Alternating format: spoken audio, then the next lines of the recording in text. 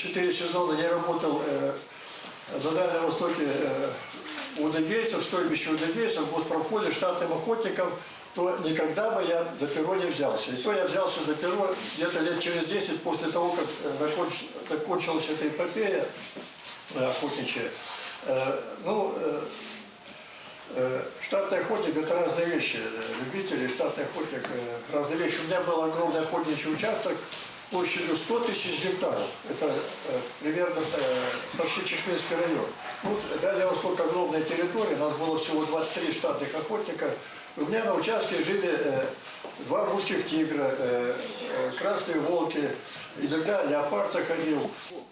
В рамках всероссийской культурной акции «Библионочь» в этнодеревне Парка Ватан, одной из самых популярных в городе площадок, прошла встреча уфимцев с известным путешественником и писателем, руководителем регионального отделения Русского географического общества Камилем Зиганшиным. Участник кругосветной экспедиции РГО «Огненный пояс Земли» во время общения со зрителями рассказал о маршруте экспедиции, ее целях. Особый интерес вызвала демонстрация целой коллекции артефактов, привезенных Камилем Зиганшиным из кругосветки. Индейская мачете, кинжал с лезвием из кости рыбы меч, ритуальные принадлежности инков. Вот это тушеная тыковка, здесь хлопок. Это стрела из бамбука нарезанная. На один конец они наматывают тупой хлопок, типа поршня, вставляют сюда. Прицеливается, стреляет и поражает добычу. Несколько лет писатель и путешественник проработал штатным охотником-промысловиком на Дальнем Востоке. Очень много общался с местными жителями, удыгейцами, изучал их культуру и быт. Удыгейцы, что интересно, я захватил удыгейцев, поколение, которое имело еще сознание родового общества. В них, они наивные, такие простодушные были, доверчивые, с ними интересно было общаться, у них совершенно другое мировоззрение. Один из них, например, Арсеньев, был проводником Арсеньева. Дерсу Зала многие читали, наверное, да? Да. Вот наше поколение это все читали. Вот. И чтобы вы не сомневались, что это люди были практически в родовом обществе. Вот мой одногодок, мне 67 лет, 50-го года, мой одногодок, Келенджуга, охотился на кабанов вот этим копьем. Я у него попросил, он мне его подарил. Несмотря на плохую погоду, дождь и пронизывающий ветер, «Библионочь» в парке Ватан собрала немало желающих приобщиться к всероссийской культурной акции. Общение с такими интересными и увлеченными людьми, как Камиль Зиганшин, подняло всем участникам мероприятия хорошее настроение.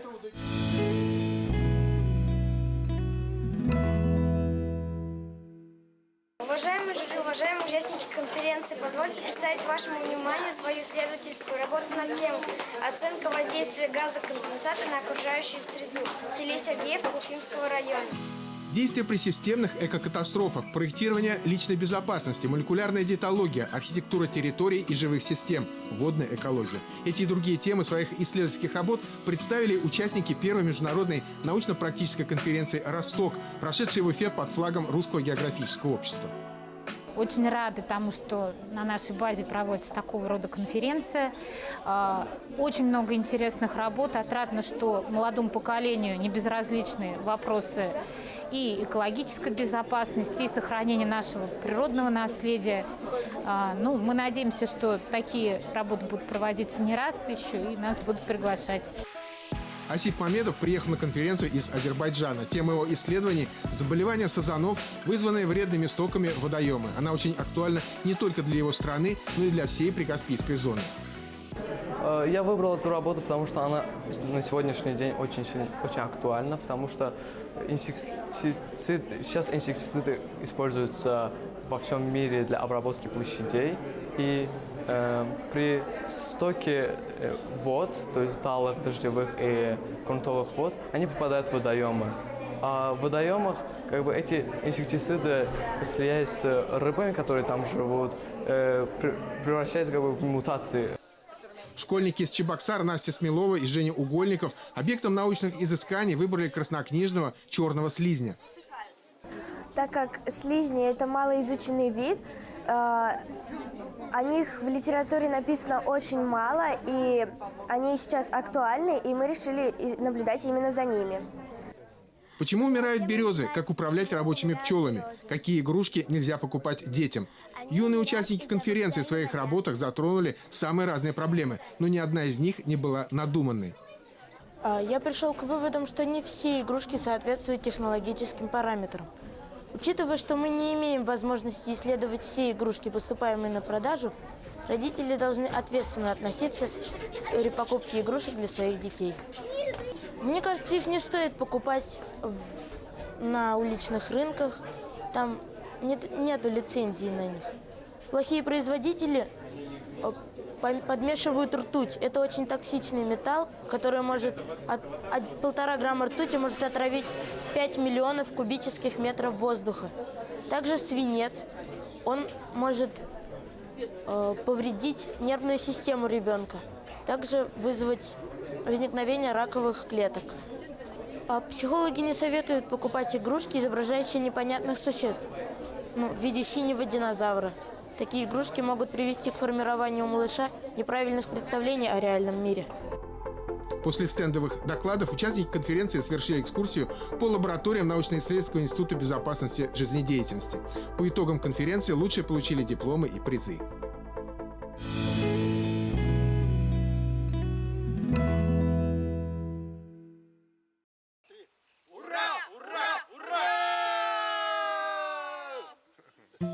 Непейцевский дендропарк был основан в Уфе еще в позапрошлом веке. На его территории сегодня произрастает более 1000 различных видов растений, в том числе и очень редких, занесенных в Красную книгу России. Около 2 веков назад здесь деревня была, Нейцепева называется.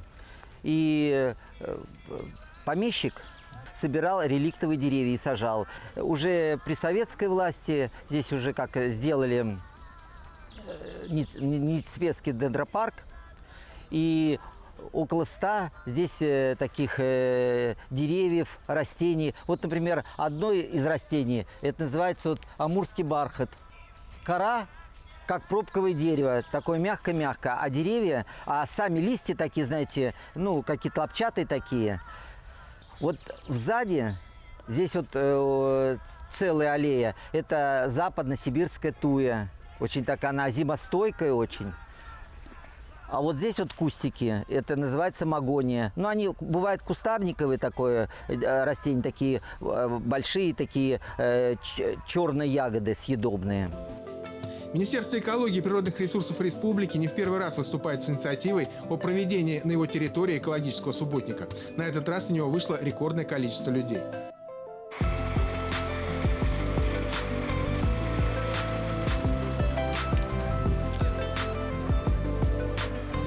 Кстати, именно отсюда, из Непейцевского дендропарка, в свое время были высажены деревья во многих парках Уфы. Амурский бархат, западно-сибирская туя, эти и многие другие редкие виды деревьев, посаженные более 100 лет назад, и сегодня радуют уфимцев своей красотой. К сожалению, не все жители столицы ратуют за сохранение этой красоты. Мешки бутылок, бытового мусора вывозили КАМАЗы с территории дендропарка во время субботника. И это повторяется каждый год. Впрочем, если бы местные жители и гости дендропарка относились бы к окружающему миру так, как к нему относятся Николай Кочкин и Раиса Адигамовна Исенбердина, субботники были бы просто не нужны. Вы знаете, когда мы приехали, здесь стояли гаражи, здесь были помойки, здесь этот насыпной грунт страшный. Я как-то немножечко присмотрелась, думаю, надо же приводить в порядок. Приглашаю людей, никто не выходит, началась сама. Во-первых, очень трудно было копать, потому что насыпной грунт, там одни камни и все. Землю приходилось таскать из леса, сама одна. Тогда я была молодая, сильная, 55 лет, только вышла на пенсию. Я обратилась в лесничество, нам пришли на помощь, привезли целую машину кустарников. Звоню, хожу по квартирам, выходить, никто не выходит. Никто не выходит. Сделала канавки, а сажать некому. Помогали дети. Помогали детишки, и тогда решил сразу создать детский зеленый патруль. У меня был красивый детский зеленый патруль. Раисе Адигамовне на днях исполнилось 90 лет. Благодаря этой женщине у жителей всей округи есть чудесное место для отдыха. А ведь это можно сделать каждому из нас. Нужно только полюбить свой дом, свой двор, свою улицу, свой город и свою страну.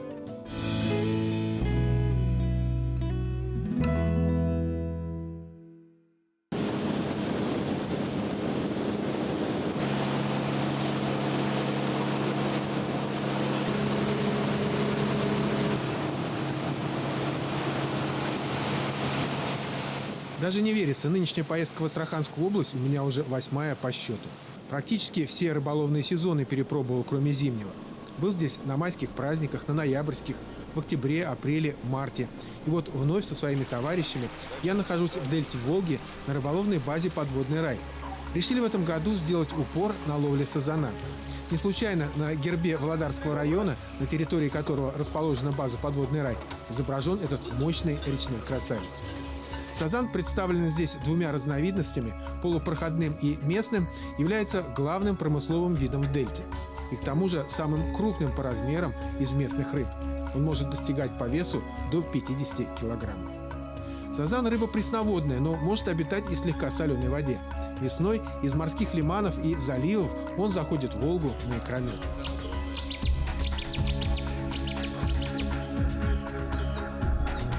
Браздим каналы и ерики в поисках места обитания сазанов. Над дельтой черные облака. Горит камыш. Говорят, его поджигают специально, чтобы выдавить с рыболовных участков конкурентов. До чего доводит людей алчность. Наконец, благодаря опыту нашего егеря Вячеслава Аксенова находим настоящее сазанье место. На Карайском банке в Петрухином ерике есть такая замечательная корша, под которой обитают речные кабанчики. Ничего не поняли, да? Объясняю человеческим языком. На Карайском канале в одной из проток, названной в честь Петрухи, в воде лежит поваленное дерево. В его тени и прячутся от рыбаков сазаны. Готовим наживку.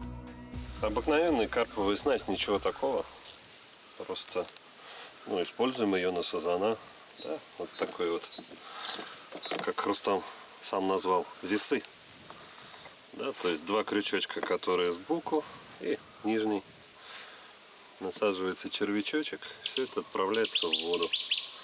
Правда, говорят, то, что прикормка будет тарашка съедать. Но попытка не пытка. Оснасточка очень удобная. А ведь прав оказался наш егерь. Нельзя было использовать в ловле сазана кормушку. Она лишь привлекла внимание воблы и тарани, которые бессовестно одного за другим поглощают наших червей. Уфимский червяк очень востребован нынче в пойме астраханской. Поэтому приходится им очень дорожить. Но тарашка с удовольствием его кушает. А хотелось бы, чтобы его с удовольствием ел сазан. Итак, мы убрали с Володиной снасти корзинку с приманкой, оставили лишь крючки с червями. На каждый крючок насаживаем по 2-3 червя, чтобы привлечь внимание крупного сазана. Удочку забрасываем очень осторожно, с точностью до сантиметра, чтобы не зацепить за коршу, то бишь корягу.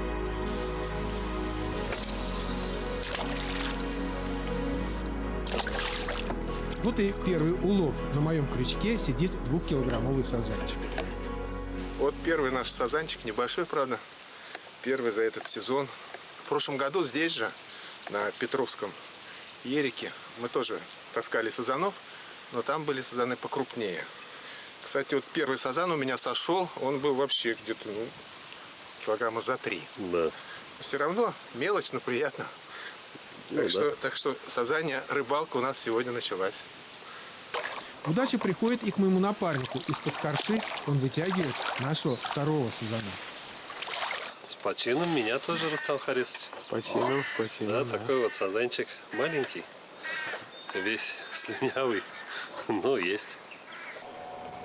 Итак, пошел сазанчик, и сейчас самое время рассказать о том, как его нужно правильно ловить в дельте. Чаще всего сазана здесь ловят именно с лодки. Так легче обнаружить и обловить перспективное место.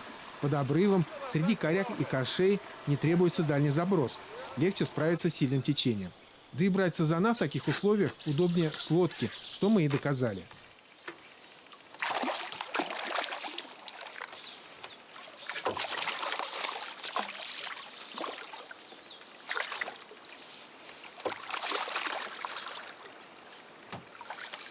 Боремся с сазаном. Вот.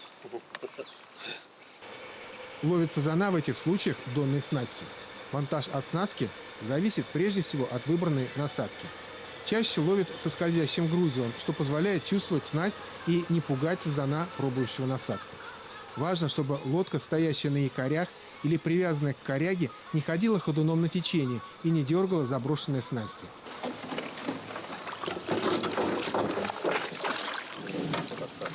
Подсака не будет. Да? Да. Тут,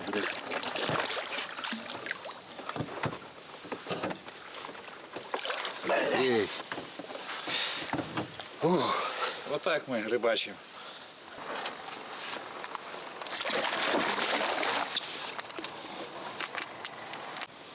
Соблюдая такие правила, за один день мы вдвоем с моим напарником, уфимцем Владимиром Рязановым, вытащили из-под корши дюжину сазанов.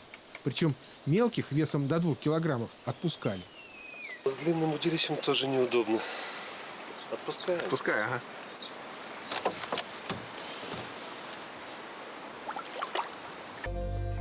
Вот он на палубе причала, итог нашего рыболовного дня.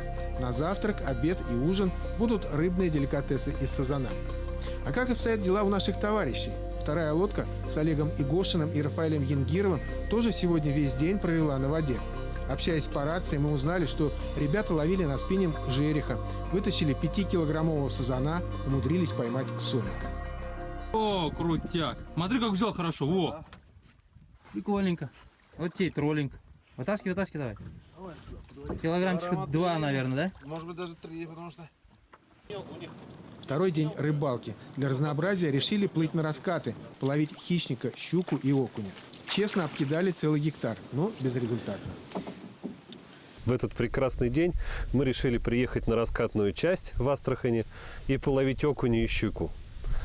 Однако у нас не получилось, окуня и щуки нету, поэтому будем искать, продолжать рыбу дальше. Не каждый день бывает удачливый, бывают и неудачи. Но я думаю, что до конца дня у нас еще есть не 1 час рыбной ловли.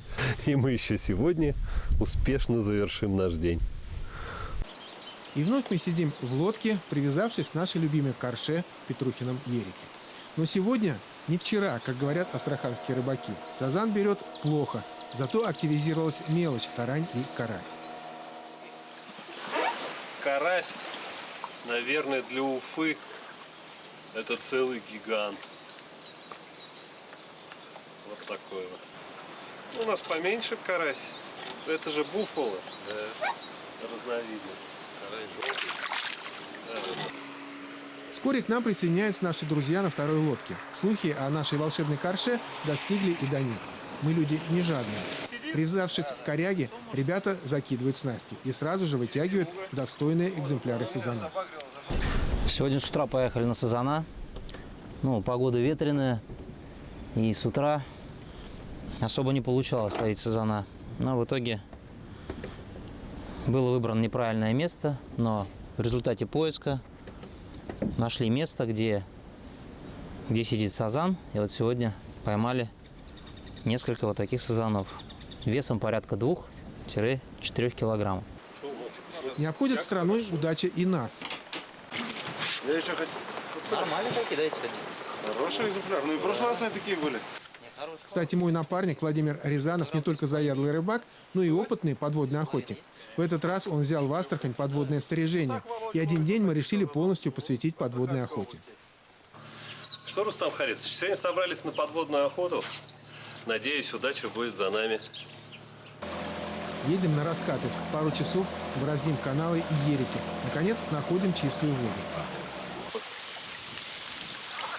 Если не плюнуть в маску, удачи не будет. Да? Да.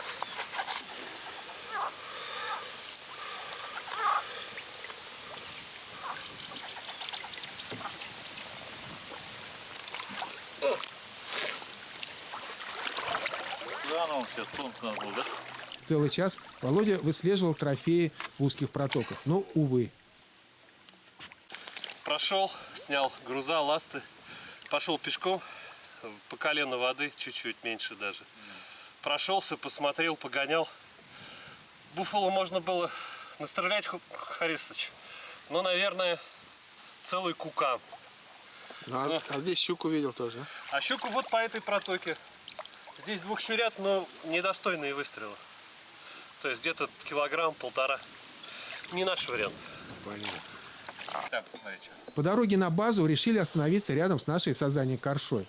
А вдруг удастся подстрелить? После нескольких нырков Рязанов поднимается в лодку. Вода здесь намного холоднее, чем на раскатах. Дно чистое, рыбы нет. Поэтому проныряли каршу, на которой рыбачили сазана. Может, он, конечно, где-то под берегом, но я вроде ныряю, свал по берегу. Самого сазана нету. Прозрачность воды, ну, кончик ружья я вижу только, и все. Дохожу до дна, чистейшее дно, даже всплесков и мути нету. То есть сазана не стоит. Обычно сазан себя проявляет, когда мутит воду, и его можно определить по мути в воде. Здесь ныряю, чистое дно, никакой мути нету, стало быть, и сазана нет. Скорее всего, за последние 2-3 дня мы этого сазана просто выловили. Сегодня праздник Светлой Пасхи. По этому случаю хозяева базы «Подводный рай» накрыли праздничный стол с куличом, с пасхальными яйцами. А вот на ужин мы решили пожарить шашлыки из сазаньего мяса. Сами. Замариновали его, разожгли мангал прямо на пирсе. Астрахань – это не только тяжелый труд, рыбалка, махание спиннингом, вытягивание трофеев, но еще и отдых действительно с друзьями за столом. Вчера мы поймали прекрасного сазана, достойного сама, и сегодня все это решили приготовить в качестве шашлыка. Что мы сделали? Замариновали сазана и сама в специях, использовали лимон, лук, петрушку, укроп и соль, соответственно, слегка сдобрив все это перцем. Сейчас мы это попробуем все приготовить на огне, на открытом. Посмотрим, что из всего этого получится. Дни астраханской рыбалки пролетели очень быстро. В итоге мы взяли почти трофейного сазана на 6 килограммов, трофейного жереха на 5, а наши соседи по базе, московские рыбаки, вытащили сама на 18 килограммов. Кстати, следует отметить, что база «Подводный рай» – место, куда приезжают профессионалы со всех уголков России. По тарелочкам на стене столовой можно изучать географию всей России. Москва, Самара, Сызрань, Казань, Воронеж. Но больше нас порадовало, что мы нашли здесь 3 тарелочки из Уфы. А это значит, что рыбаки из Башкортостана знают и любят подводный рай. Житель Саратова Александр Рубцов на базе «Подводный рай» уже в 3-й раз и очень доволен пребыванием здесь. Такая рыбалка, как здесь, такой рыбалки нет. У нас, во всяком случае, в Карелию еще не ездили, может быть, в ближайшем будущем. А пока сюда ездим регулярно, 2 раза в год, весна, осень. Я ловлю жереха, другая рыба меня мало интересует, и приезжаю сюда исключительно за жерехом. Если с погодой угадаешь, то рыбалка отменная. Ну, а так, в принципе, пустыми никогда не приезжали. Всегда были какие-то успехи. И как бы каждый день, проведенный на рыбалке, это уже успех для человека. Они же в зачет не идут. Из Оренбурга на автомобилях приехал с друзьями на базу Николай Лисин. По интернету, да, там, по связям позвонили там друзьям и приехали сюда. Ну, какие впечатления вообще? Впечатления хорошие. Хорошие.